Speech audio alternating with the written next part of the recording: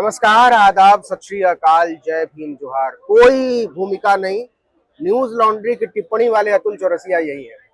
आज हमने इनको पकड़ लिया, बड़ी मुश्किल से पकड़ में आए। पत्रकारों का जमावड़ा है, लगभग मुझे लगता है कि 400-500 पत्रकार तो यहाँ होंगे।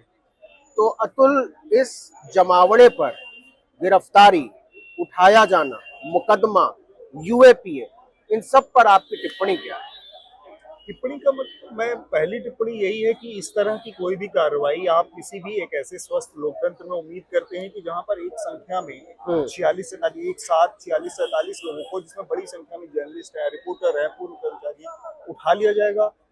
पुलिस सवेरे सवेरे दबिश देगी और फिर उस पर कोई बात नहीं होगी। पॉलिटिकल क्लास, जो रूलिंग क्लास है यहाँ का, वो चुप मार के पड़ा रहेगा और देश में विदेश में हर जगह डंका पीटा जाएगा कि ये मदर ऑफ डेमोक्रेसी और लोकतंत्र में हमारी आस्था है। ये कितना बड़ा दोहरा मानदंड है, ये कितना बड़ा विरोधाभास है। आप ये सोचिए कि इस देश में अचानक से एक दिन पुलिस आती है, 45-46 लोगों को उठा के लेके जाती है पूछताछ के लिए, और वो चार्जेस क्या है? यूएपीए के चार्जेस है। अब इसमें दो तीन बड़ी बातें जो मुझे लगता है कि इस पर बात होनी चाहिए कि एक तो अगर आपने पुलिस, आप कहीं किसी संस्थान में काम कर रहे हैं, आपके मातहत 10-20-25 लोग काम कर रहे हैं, आप उसको सैलरी कहाँ से दे रहे हैं? एग्जैक्टली। वो और किस तरह के धंधों में लगा हुआ है, उसका जो मालिकान है, उसका जो, इसकी जिम्मेदारी वो वेतनभोगी कर्मचारी की क्या बनती है? ऊपर से यूएपीए जैसे केस में, जो कि उग्रवादियों के लिए, आतंकवादियों के लिए, एक तो ये बड़ी समस्या की बात। दूसरा, आप ये देखिए कि इक्विपमेंट सबके उठा लिए गए। पत्रकार का इक्विपमेंट बहुत सेंसिटिव चीज है। पहली बार इमरजेंसी में भी कोई संस्थान नहीं बंद किया गया था, लोगों को उठाया गया था। ये तो पूरे संस्थान पर आपने ताला लगा दिया। बताइए, आप ऐसे उम्मीद कर सकते हैं? सुधीर चौधरी तिहाड़ चले गए थे, आप क्या पूरे जी न्यूज के ऊपर ताला लगाने की उम्मीद कर सकते हैं आप किसी समय में? और अगर लगता तो वो आसानी से बचाने वाली बात है। किसी भी लेगेसी मीडिया हाउस में आज की तारीख में उसके एडिटर, उसका प्रबंधन, उसके सीईओ, मालिक किसी भी गलत काम में G14 वाले कुछ लोग जस्ट में पकड़े जा रहे हैं, पकड़े गए मान लीजिए, तो क्या उस संस्थान को पत्रकारिता करने से रोक दिया जाएगा? उसमें और लोग काम करते हैं, कुछ ईमानदार पत्रकार होंगे, कुछ और लोग होंगे, आप ताला लगा के सील कर देंगे? यही तो टैग करना है ना कि पत्रकार नहीं है, ये चीन के एजेंट हैं जो चाइना के लिए काम करते हैं, दलाली करते हैं। आप ये एस्टैब्लिश कीजिए कि ये इतना बड़ा अपराध है कि और इस देश के किसी मीडिया हाउस में किसी विदेश से कहीं से पैसा नहीं आया है। और चाइना मतलब क्या एनिमी स्टेट है? आपका 136 बिलियन डॉलर का इस साल का करंट ट्रेड है। हमने उनके प्रधानमंत्री का स्वागत किया है। 8.5 अभी G20 में अभी फूल माला लगा के गए हैं और 8.5% का इस साल में उछाल आया है। आप उनको कह रहे हैं कि चाइना से। अरे भाई, आप एस्टेब्लिश तो करो कि वो अपराध, और वो चीज है। मैं कह रहा हूँ कि आप सब कुछ तो वो अपराधी है, बेईमान है। कोर्ट तय करेगा इस देश में, इस एक लोकतंत्र में एक प्रोसेस होता है, एक प्रक्रिया होती है उसको तय करने की, कि कोर्ट में जाकर वो तय हो। दूसरी बात, जो मैं इक्विपमेंट की बात कर रहा था, वो बहुत इंपॉर्टेंट बात है। उसमें बहुत सेंसिटिव इन्फॉर्मेशन होती है, सोर्सेस की जानकारी होती है, उसमें डॉक्यूमेंट्स हो सकते हैं, उसमें कोई और इन्फॉर्मेशन, स्टोरी हो सकती है, किसी की जान पर आ सकती है। ये बहुत सामान्य समस्या है। सेक्रेट चीज है जर्नलिज्म में। आप किसी भी कीमत पर अपने सोर्स रिवील नहीं कर सकते। लेके चले गए अचानक से वो सारे इक्विपमेंट आपने वो कर लिया। और बहुत सारे लोगों को मैंने तो उसकी हैश वैल्यू नहीं बताई गई। हैश वैल्यू अगर मैं थोड़ा सा बता दूं लोगों को, कि हैश वैल्यू होती है कि जब आपका कोई इक्विपमेंट, इलेक्ट्रॉनिक इक्विपमेंट जब्त किया जाएगा, तो ऑन रिकॉर्ड उसका एक पंचनामा समझिए कि सामने उसमें कितनी जीबी डाटा है, उसमें हर फाइल में कितना डाटा है। उस टोटल डाटा का एक टोटल कैलकुलेशन करके 5 लोगों के सामने उस पर मोहर लगेगी, सील हो, ताकि बाद में ऐसा ना हो कि उसमें कुछ अलग से किसी ने डाल दिया, कुछ निकाल लिया, कुछ डिलीट कर दिया, कुछ जोड़ दिया, जैसा कि भीमा कोरेगांव वाले मामले में बहुत बार स्टैब्लिश हुआ। इस तरह की चीजें हुई कि लोगों के कंप्यूटर में चीजें हैश वैल्यू नहीं किसी की दी गई। इतनी बड़ी संख्या में आप इक्विपमेंट, हार्ड डिस्क ले रहे हैं, सब कुछ ले रहे हैं, और किसी को हैश वैल्यू नहीं, कुछ नहीं, आप लेके चले गए। ये सारी बड़ी समस्या है, जिसके लिए ये आज इतनी बड़ी संख्या में लोग जुटे थे। और अभी तो यहाँ पर 500 लोग हैं, जब ये कार्यक्रम 3 घंटे हो चुका है।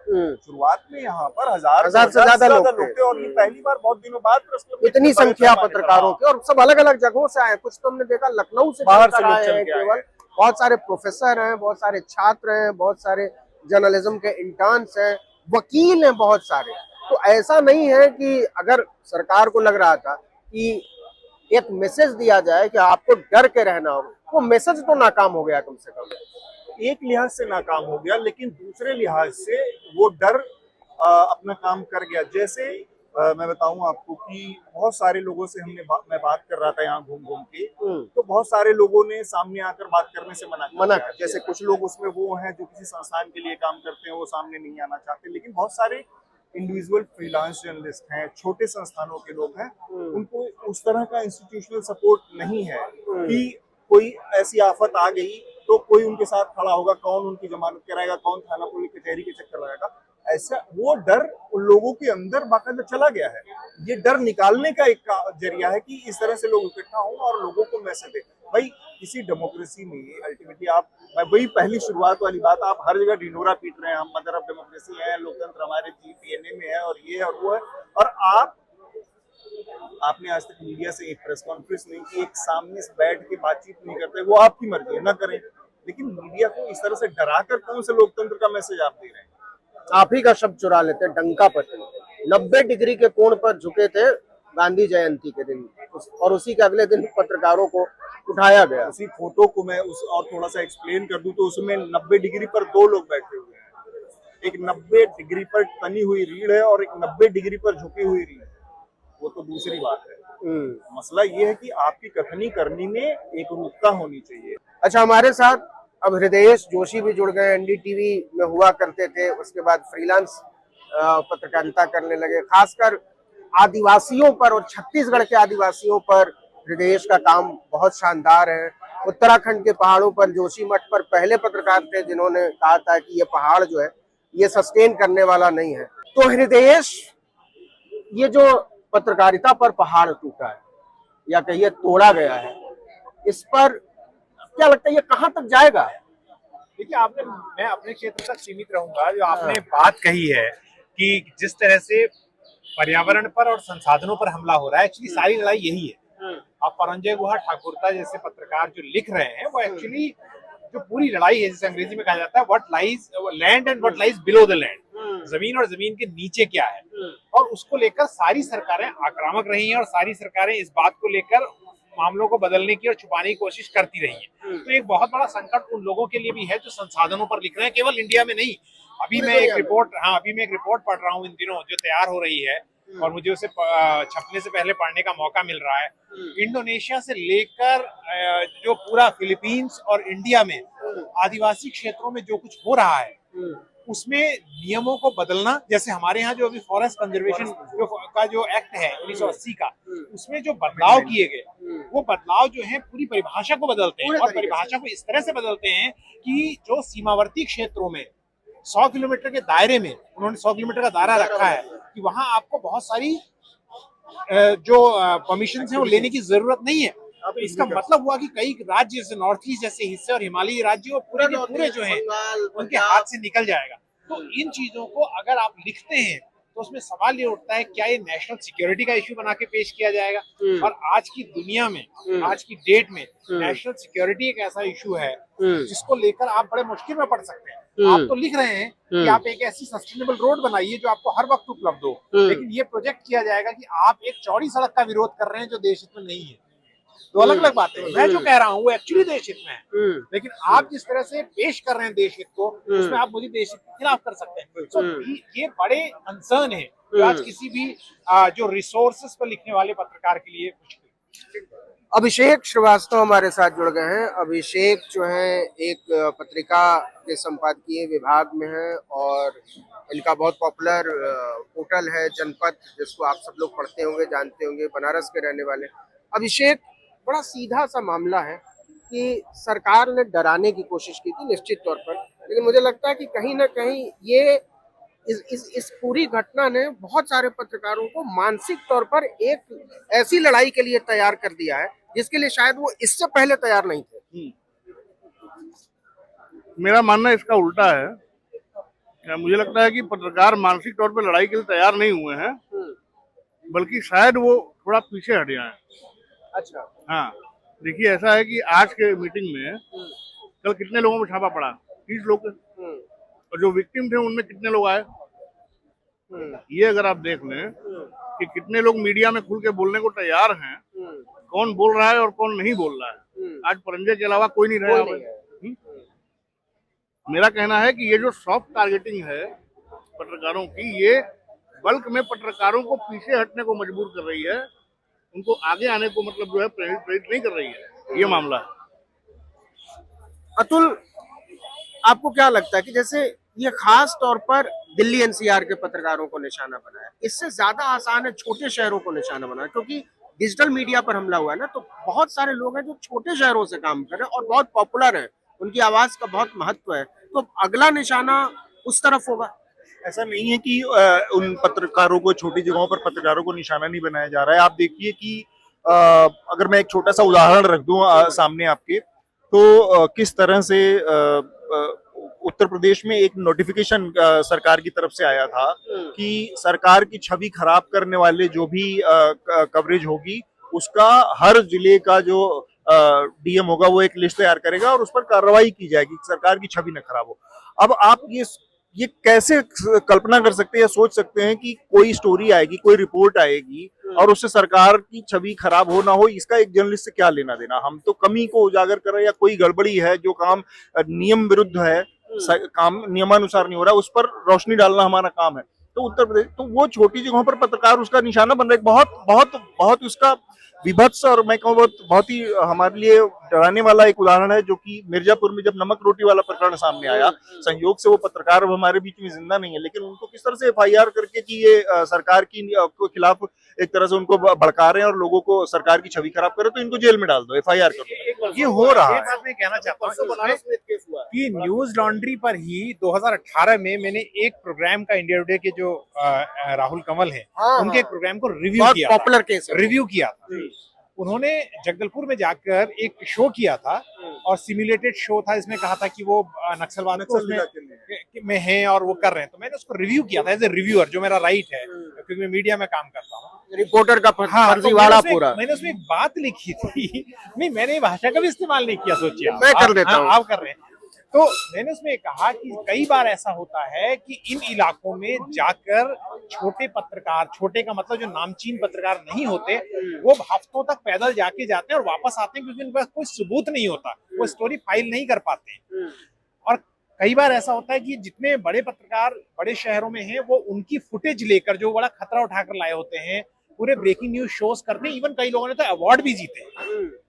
और वो पत्रकार जब जेल में जाते हैं तब आप कोई नहीं बोलते हो। और मैंने ये भी लिखा था उसमें कि अगर आप, उसको कोई भी पढ़ सकता है, न्यूज लॉन्ड्री की वेबसाइट पे उपलब्ध है, कि आप अगर उन जवानों के साथ चुपचाप बैठते ये ड्रामा करने के बजाय, तो आपको बताते कि गोलियों से ज्यादा वो लोग मलेरिया से मर रहे हैं। इस बात के लिए जब न्यूज लॉन्ड्री के खिलाफ उन्होंने केस किया, तो उस स्टोरी को भी कंबाइन करके हमारा नाम शामिल किया। ये दिखाता है कि जो इम्पेशंस है, या जो जिसे कहते हैं ना, सरकार ही क्रूर नहीं हो रही है, मीडिया के भीतर का एक बड़ा हिस्सा अपने साथियों के प्रति बड़ा आक्रामक। अतुल, ये पूरा कॉर्पोरेट बनाम कोऑपरेटिव जैसा मामला नहीं है जर्नलिज्म के स्ट्रक्चर में? ये इस पर न्यूज लॉन्ड्री का पर हम लोगों ने बहुत बात की है। मैं बार बार, हमारा पूरा मॉडल ही इसी पे है कि ये जो पूरा का पूरा कॉर्पोरेट विज्ञापन और प्लस सरकार का विज्ञापन का जो पूरा मॉडल है, ये एक बहुत बड़े दिक्कत की वजह, बहुत बड़ी समस्या की जड़ है। और ऐसा कोई विकल्प, ऐसा कोई मॉडल सामने आना चाहिए ताकि सरकारों का और कॉर्पोरेशन का इस तरह का प्रभाव चंगुल कम हो, थोड़ा ढीला पड़े। वही सब्सक्रिप्शन का मॉडल जिस पर न्यूज लॉन्ड्री काम करता है, कि पूरी तरह से ऐसा हो सकता है क्या कि लोग फंड करें, क्योंकि अल्टीमेटली जर्नलिज्म का क्या मतलब, पत्रकारिता का क्या मतलब है, जनहित की पत्रकारिता, पब्लिक इंटरेस्ट में क्या है, वो जब काम करते हैं तो हम उम्मीद करते हैं कि अब वही लोग इसकी बागडोर संभाले, वही इसकी कमान पकड़े। ये इस सोच के साथ हमने शुरू किया, क्योंकि इसमें कोई शक नहीं कि अब उनके हाथ में, उनके मुंह में लग गया है खून। उनको पता है सरकारों को और कॉर्पोरेशन को कि अपने मन का करवाना, अपने मन की बात करवाना बहुत आसान है, आप आम ट्विस्ट करके। अब उस तरह की कोई नैतिकता वाली सरकारें, कॉर्पोरेशन कोई नहीं है कि आपको एक विज्ञापन देता रहेगा और आपको कह देगा कि आप ईमानदारी से अपनी वो पत्रकारिता करते रहिए पब्लिक इंटरेस्ट की। वो नहीं होना है अब। अभिषेक, मैं अतुल से शब्द उधार ले रहा हूँ कि आप तो डंकापति की कॉन्स्टिट्यूएंसी के हैं, तो वहाँ क्या सब बड़ा ज्यादा बेहतर है, या इसका कोई मैसेज गया है, वहाँ कोई प्रतिक्रिया है? देखिए, बनारस में हालत ये है कि परसों अचूक संघर्ष नाम के एक बड़े अखबार, बड़े मतलब पत्रकारिता के मामले में बड़ा अखबार है वो, उस अखबार के एक पत्रकार पर इसलिए मुकदमा कर दिया गया क्योंकि उसने जो है व्यवस्था में भ्रष्टाचार को उजागर किया, ठीक है। और रोजाना ऑलमोस्ट आए दिन जो है किसी न किसी पत्रकार पर वहां पे हमले हो रहे हैं, ठीक है। दिक्कत यह है कि वहां पर भी बाकी छोटे शहरों की तरह पत्रकारों में कोई एकता नहीं है आपस में, सब जगह यही हाल है। और यहाँ से मैसेज जाने का जहां तक मसला है, तो दिल्ली की जो राष्ट्रीय मीडिया तथाकथित है, उसको वैसे भी जो है छोटे शहरों में, यूपी, बिहार, मध्य प्रदेश में बहुत अनुकूल तरीके से नहीं देखा जाता। एक तरह का क्लास का फर्क है, और वो क्लास का फर्क जो है पत्रकारों में एकता नहीं बनने देता है। वरना क्या वजह है कि आज जो बयान जारी किया गया है उसमें बंबई, बंगलोर और बड़े बड़े प्रेस क्लब थे, लेकिन काशी प्रेस क्लब नहीं है, भोपाल प्रेस क्लब नहीं है, रायपुर प्रेस क्लब नहीं है, रांची प्रेस क्लब नहीं है, हैं? एक बार एक पत्रकार गिरफ्तार हुए, रूपेश कुमार सिंह, ठीक है। और उसके लिए मैं आपको बताऊं कि रांची प्रेस क्लब में एक प्रस्ताव आया, 2 साल पहले की बात है। वहां पर पूरी कोशिश हो गई, प्रेस क्लब के जो जनरल सेक्रेटरी थे उन्होंने खुद कोशिश की कि बयान पे दस्तखत हो, और रांची के, झारखंड के पत्रकार तैयार नहीं हुए, ठीक है। तो मैं ये कह रहा हूँ कि जो दिल्ली में जो नैरेटिव बनता है, जैसे आज इतने लोग यहाँ इकट्ठा हुए, इसकी कोई धमक कहीं सुनाई देगी? मुझे नहीं लगता है कि अंदर के इलाकों में, राज्यों में कहीं कोई इसका कोई इम्पैक्ट पड़ने वाला है। और उसकी वजह इकलौती वजह मैं कहूंगा इसको बहुत निराशाजनक तरीके से, कि दिल्ली में इस तरह के जितने भी मीडिया राइट्स पर हमले होते हैं वो प्राथमिक तौर पे जर्नलिज्म के कारण नहीं होते हैं। इसमें बस एक चीज थोड़ा सा अभिषेक जो की बात है, मोटी तौर पर वो ठीक बात है, एक मैं छोटा सा उसमें करेक्शन करना चाह रहा हूँ।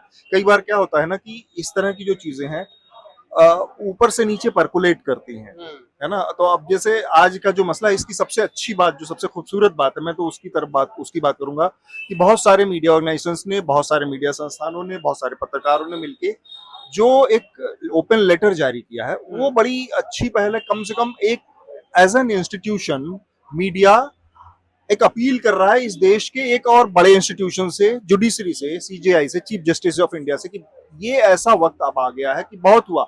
आप ऐसे हाई हैंडेडनेस के साथ जब मन किया इनको उठा लिया, जब मन किया किसी और को उठा लिया, जब मन किया, अब ऐसा वक्त है कि आप एक गाइडलाइन बनाएं, और अगर ऐसी कोई चीज यहाँ पर बैठकर इस आंदोलन के जरिए या इस विरोध के जरिए अचीव की जाए तो वो सबको फायदा पहुंचाएगी। तो मैं वो एक इसकी अच्छी चीज हो सकती है जिस तरफ हम बढ़ने की कोशिश कर रहे हैं, तो वो ऊपर से नीचे चीजें पर्कुलेट करना चाहिए। पहला पॉइंट ये कि ये जो भीड़ आज दिखी है प्रेस क्लब में, यही भीड़ 2016 में प्रणा राय के केस में दिखी थी, अगर आप लोगों को याद हो। इतने ही लोग आए थे, पीछे तक पूरी भीड़ थी, एनडीटीवी पे जो छापा पड़ा था। और वो पहला इंस्टांस था जब प्रेस क्लब में या इस तरह की संस्था में किसी मालिक के समर्थन में, मैं स्पेसिफिकली कह रहा हूँ, किसी मालिक के समर्थन में पत्रकारों का जुटान हुआ था, ठीक है। तब से लेके अब तक 7 साल बीत गए। आप देखिए कि दिल्ली में जितने जुटान होते हैं वो पत्रकारों को लेके उतने नहीं होते हैं जितना मालिकान को लेके होते हैं। और ये ट्रेंड जो है इस पर कोई बात नहीं करता है। कल जो रेड पड़े उनमें अरेस्ट कौन हुआ? प्रवीर पुरकायस्थ हुए, जो मालिक हैं एक संस्थान के, ठीक है। लेकिन ज्यादातर पत्रकार हैं, ठीक है। और इसके पहले भी क्विंट पे या न्यूज लॉन्ड्री पे या जहां जहां भी छापे पड़े हैं ईडी के, तो इनका प्रतिरोध तो जरूर हुआ है, ठीक है। लेकिन इंडिविजुअल पत्रकारों का, जैसे मैं एग्जांपल दूं आपको, यही दिल्ली में खुशबू अख्तर का जो है घर जला दिया गया, ठीक है। उसको लेके एक पत्रकार का दिन दहाड़े घर जला दिया जाए और प्रेस क्लब में कोई सभा ना हो, ये निराशाजनक बात है। बिल्कुल ठीक है। ऐसी कई घटनाएं हैं इसी पूरे एनसीआर में जिस पर इस प्रेस क्लब को बोलना चाहिए था, संस्थानों को बोलना था, नहीं बोला गया। इवन एडिटर्स गिल्ड वाला जो मसला हुआ, मणिपुर वाला, मणिपुर में एफआईआर हुई, उस पर कहीं कोई सभा हुई? दिल्ली में नहीं हुई, प्रेस क्लब में कोई सभा नहीं हुई, ठीक है। मैं सिर्फ ये कह रहा हूँ कि हम लोग को बहुत पतली रेखा खींचनी चाहिए कि श्रमजीवी पत्रकार में और पत्रकार के मालिकान में क्या फर्क है। पत्रकार अगर मालिकों के लिए खड़ा होना चालू कर देंगे तो, और पत्रकारों के लिए नहीं खड़े होंगे, तो ये जो पूरी परिपाटी है ये पलट जाएगी और किसी भी आंदोलन का, किसी भी प्रोटेस्ट का कोई मतलब नहीं रह जाएगा। अतुल, इसी से जुड़ा हुआ आखिरी सवाल कि कोई कारगर संगठित कोशिश होनी चाहिए पत्रकारों की गोलबंदी का, क्योंकि जो भी पत्रकारों के संघ हैं पुराने, तो या थोड़ी बहुत आवाज अगर प्रेस क्लब ऑफ इंडिया की ले लें या फिर एडिटर्स गिल्ड ले लें, वो बड़ा छिटपुट है, कोई संगठित आवाज सुनाई नहीं देती। तो ऐसी कोई कोशिश की जरूरत है क्या, और क्या वो कारगर हो सकता है? कारगर तो मुझे नहीं मालूम कि उसका नतीजे किस रूप में सामने आएंगे, लेकिन हाँ, ये इस कोशिश को आप उसी तरह से देख सकते हैं जैसे डिजिपब एक डिजिटल मीडिया संस्थानों की एक ऑर्गेनाइजेशन है, जिसमें बड़ी संख्या में डिजिटल मीडिया से जुड़े संस्थान है, वो काम कर रहे हैं, वो इसमें लगे हुए हैं, और उसका इसमें एक पार्टिसिपेशन है। प्रेस क्लब ऑफ इंडिया बहुत सारी जगहों पे, जैसे अभिषेक ने बताया कि बहुत सारी जगहों पर उस तरह का भूमिका नहीं रही जैसी होनी चाहिए, लेकिन आज अगर इस मौके पर है तो मैं बहुत सारी चीजों के लिए आलोचना भी है, लेकिन जो अच्छा हो रहा है उसके लिए उसकी तारीफ भी है। तो ये वो उस तरह से मैं इसको देखता हूँ।